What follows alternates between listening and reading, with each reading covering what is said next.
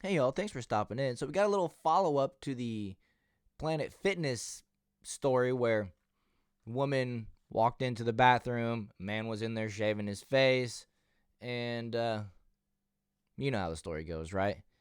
Let's just get into the article. Planet Fitness saw the valuation of the company's stock drop this week after the Alaska gym canceled a woman's membership when she photographed a male using the woman's locker room. The company's stock price was traded at a monthly high of $66.92 on March 7th, plummeted to a low of $56.46 on Tuesday. The price drop followed an incident in which a woman encountered a man in the woman's locker room shaving.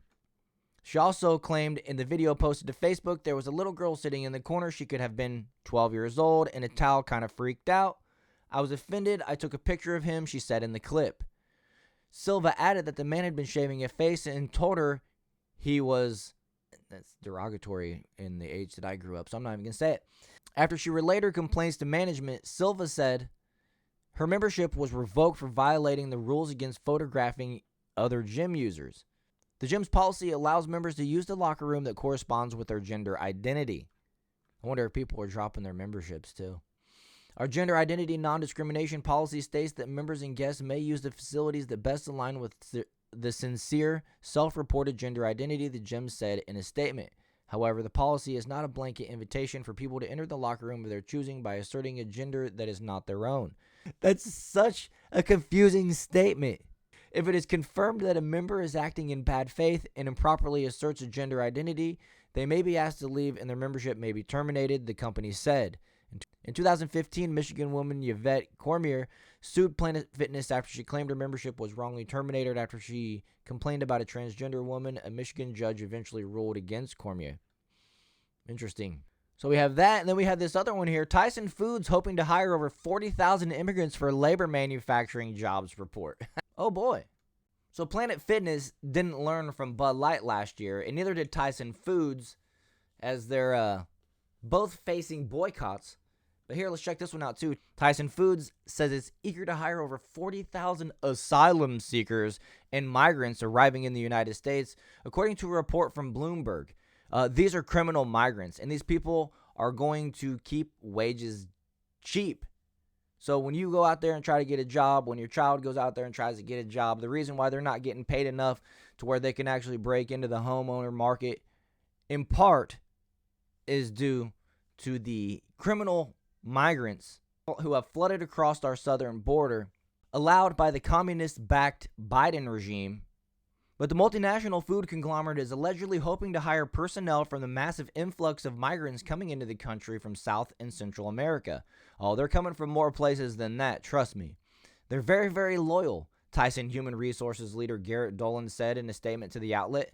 They've been uprooted and they want what is stability. What they want is a sense of belonging. We would like to employ another 42,000 if we could find them, Dolan said. So that's in addition, 42,000 in addition to the ones that they're hiring, and it sounds like they're already hiring as many as they possibly can. The company is disputing the report, releasing a statement on their website accusing the article of misinformation. In recent days, there's been a lot of misinformation in the media about our company, and we feel compelled to set the record straight, Tyson said in the statement. Tyson Foods is strongly opposed to illegal immigration, and we led the way to participating in 2 major government programs to help employees combat unlawful employment, E-Verify, and the mutual agreement between government and employers. You know, these are programs that get these people who are not legally in our country, asylum or whatever, and they're not really claiming asylum the way that it's supposed to be. A lot of them, most of them. But this is a method to get them some type of ID, right? And then what next? Oh, they need to be able to get to work. Well, we're rules, so they got to have a driver's license. Next thing you know, they have a work visa, they have a driver's license, but yet they're not legally inside of our country. I mean, what's to stop them from voting? Walk into the precinct, show their driver's license that they live at this address, and they're gonna vote.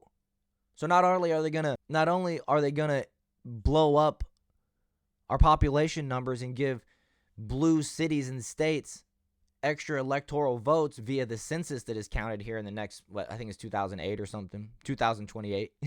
The next time they count the census, because they don't care if people are here legally or illegally. They're just getting a head count, essentially.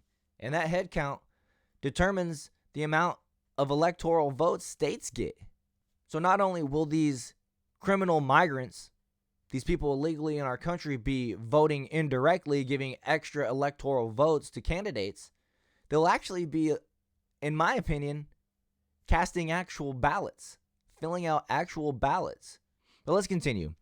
Tyson Foods employs 120,000 team members in the U.S., all of whom require to be legally authorized to work in this country, the statement adds. Like I said, they make ways for these illegals to work legally. They give them pathways. We have a history of strong hiring practices, and anybody who is legally able is welcome to apply to open jobs listings. Tyson very recently made headlines after the company announced it was shutting down less profitable plants in other regions of the country. Workers at Tyson's Perry, Iowa facility officially learned of the location's planned closure on Monday. The plant reportedly had a workforce of more than 1,200 people. Watch them reopen that facility in the next couple months using illegals to replace all those workers that they fired. A Tyson Foods spokesperson confirmed Tuesday to Fox Business. The spokesperson said closing the Perry pork plant emphasizes our focus to optimize the efficiency of our operations to best serve our customers. Right. So they're working on their efficiency and they're working on dropping the cost of their labor. Right? Because you know these workers aren't being paid more money per hour than the ones that just got fired, right? So they're hiring cheap labor, which is breaking the promise to the young people of our country that their hard work will amount to home ownership, land ownership, property ownership, things that allow them to start and have their own families, and live their own American dream in the country that they were born. So in 2023, Tyson Foods indicated 6 chicken processing facilities would close permanently, and more recently, the company added a pair of case-ready value-added beef plants to the list of closures, according to the company's first quarter earnings report. Really weird how a food company is having to lay off people when we have more people in the country than ever, and everybody has to eat. And, this is just a representation to me of bad management from Tyson. They shouldn't have to be closing these facilities. They're driving their prices up too high. They're doing bad business on the consumer end, and it's costing their factory workers. In addition to, they want to replace all of the American workers with illegal workers. They can pay less. So, I don't know. They talk about the great replacement and whatnot. What do you guys think? I mean, this is pretty nuts, huh? All I know is at this point, Tyson is going to feel that Bud Light boycott. Probably worse than Bud Light did. It's a consumable. People need to eat every day. So things that are bought on a daily basis feel these boycotts way harder than companies like Nike, where they sell you a pair of shoes every couple years or a shirt every couple years, or people like me never. You know what I mean? I'm going to go ahead and cut it off there. Hope you guys enjoyed this video. And if you did, hit that like button, subscribe to the channel, share this video, and I'll see you guys in the next one.